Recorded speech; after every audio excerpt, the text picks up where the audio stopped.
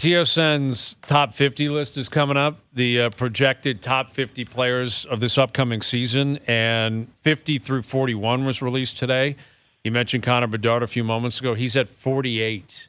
Can you make sense of that, CJ? I don't think Frankie or I had him in our top 50. He's looked amazing in preseason, and he's 48 on the TSN top 50 list. I would say 48 for me is somewhere about right.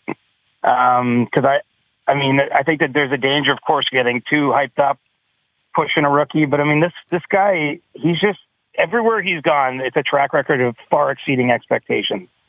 And you know, who's to know with any certainty how it's going to work out, how his game will adjust. I mean, I know you can see highlights of him dangling all these players in preseason, but how many of them are going to be the same NHLers he's going to play with once it starts for real next week? But I think it's reasonable to expect him to have a really special rookie season. And, you know, I think he's going to play the minutes clearly, and he's just done it everywhere. I would, you know, I don't participate in the betting, but every time someone asks me the over-under, I'm hammering the over on Connor Bedard goals, assists, points. I mean, I just think that he's going to have a season like we saw Crosby or Ovechkin have as rookies, you know, way back in 05, 06. I mean, it wouldn't surprise me if he threatens something like 100 points. I mean, I know it might sound nuts, but look at his scoring rates everywhere. World Juniors as not the oldest in the tournament in the Western Hockey League from 16 years old right through last season. I would be taking the over myself. So I think if that's the case, I mean, obviously putting him as one of the 50 best players in the league isn't too crazy. No, I mean, if he hits 100 points, you're talking top 20, probably top 25.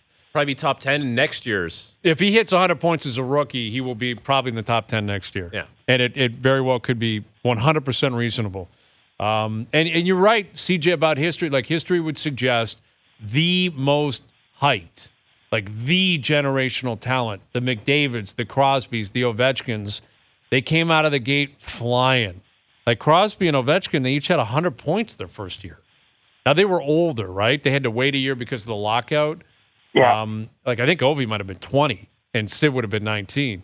But still, I mean, and McDavid, if he didn't get hurt that year, he would have had probably 85 points, 90 points. Right, and I should be clear, like 100, I'm just saying, like, 100's crazy. That's the 1%. I'm just saying I don't think it's impossible. But, I mean, if you tell me he's going to get 70 to 80, like, I think that's very fair.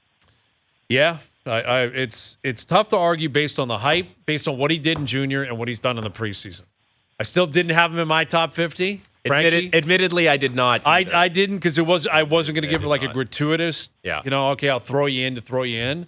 I just think it's one of those things, Hayes. There's been players that have been playing in the league and you've seen the progression like the last few years, and you're like, that's a guy that's ready to pop off and have a massive year. Like, I'll tell you who I had at 48 on my personal list. At 48, I had Carter Verhaeghe. Okay. I think that's somewhat reasonable considering he just had a big playoffs. He's a goal scorer. Like, that's a guy that I think I'm giving an opportunity to say, I'm projecting you're going to pop off and have a massive, like, what's a massive year for him? 85 points. Probably 40 goals, 85 points. That's that's probably 48, 45th best player in the league. Like, that makes sense. You know, so. Yeah. It just depends how you interpret that. It's very difficult, right? CJ, especially with different positions. I'll give you, I think my example is probably an even better one, not to go over the top. 48, I had Hampus Lindholm. Okay. But he was phenomenal last year. I think he was one of the 30 best players in the league last year. Yeah. So if he does what he did last year, but it's not going to be, he's not a point-a-game guy. He's just a remarkably smart, predictable, good player on a great team. Yeah. So how do you compare that to 40 goals for an 18-year-old? Very difficult to do. But I don't think Lindholm's going to make it. It's a punishing exercise. I can't, you guys must have just spent hours on that. Yes. And what you end up doing, CJ, is you go back and forth, and then you look at it, you're like, okay, how do I not have that guy in? Or how do I not have that? Or Bedard, because you can see it. Yeah. Well, you just said, I can see that. Like, if he scored 40 and had 85 points, it would not be shocking.